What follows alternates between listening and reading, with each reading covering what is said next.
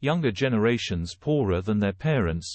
Economic impact. It is often said that a society flourishes when the elderly plant trees whose shade they will never sit under. This saying, which dates back to ancient Greece, still holds true today. However, in recent years, we have seen a shift in the traditional belief that each generation will be wealthier than the last. For the first time since the Industrial Revolution, successive generations are not becoming wealthier than their parents. While there have been exceptions to this trend, it has generally been true for the populations of most developed economies. In the past, it was expected that children would have a better lifestyle in adulthood than their parents did. Now, however, it seems that most young professionals can only hope to achieve the same lifestyle as their parents. Younger generations are finding it increasingly difficult to secure reliable employment, afford comfortable housing, start families, and save for retirement.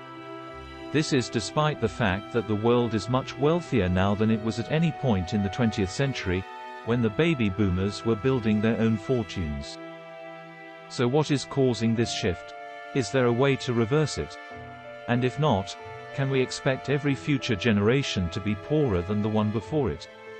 It's also worth considering whether this even matters, since everyone eventually passes down their wealth upon death.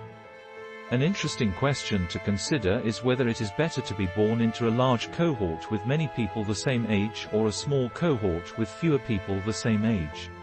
According to traditional economic theory, a small cohort is preferable because it means less competition for jobs, housing, social programs, good school spots, and even basic resources like natural resources.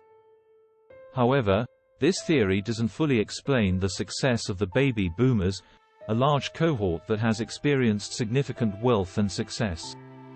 According to British politician and demographer Lord David Willetts, being part of a larger cohort may actually be advantageous in a democratic system because it gives that group more voting power on generational issues and more sway in marketplaces.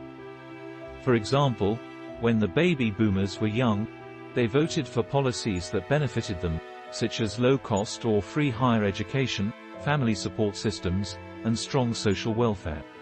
As they reached the peaks of their careers, their voting patterns changed again, and this large group of voters favored lower income taxes, less business regulation, more protections for domestic industries to prevent outsourcing and global competition, and zoning laws that protected the value of their homes.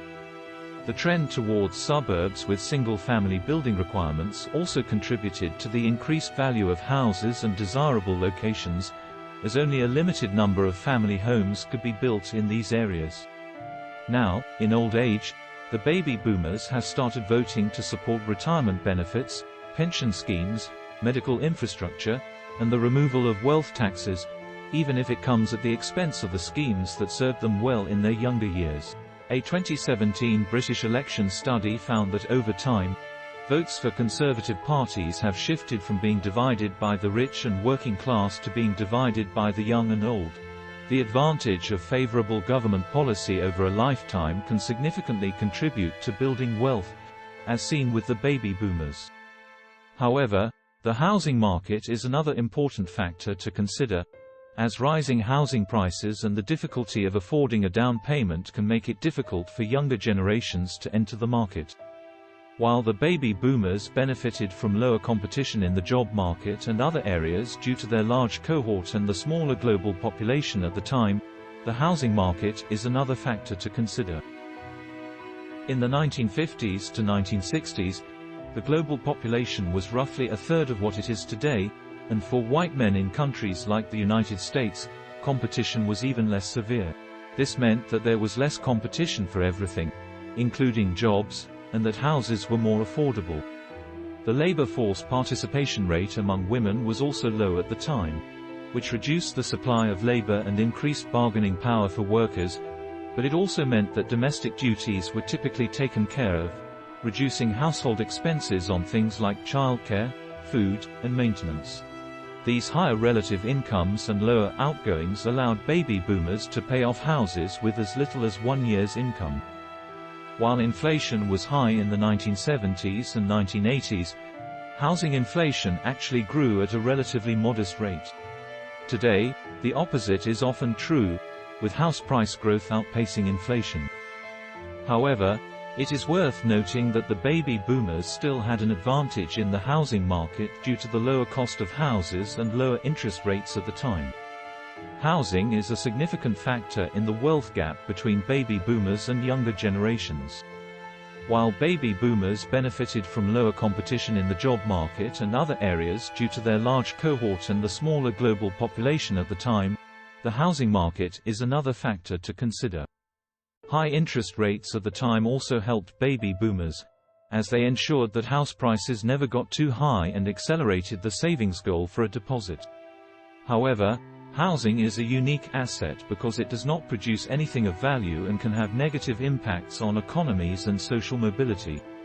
High housing prices can reduce the progress of entire economies and reduce social and geographical mobility by making it financially infeasible for people to move to different cities for job opportunities.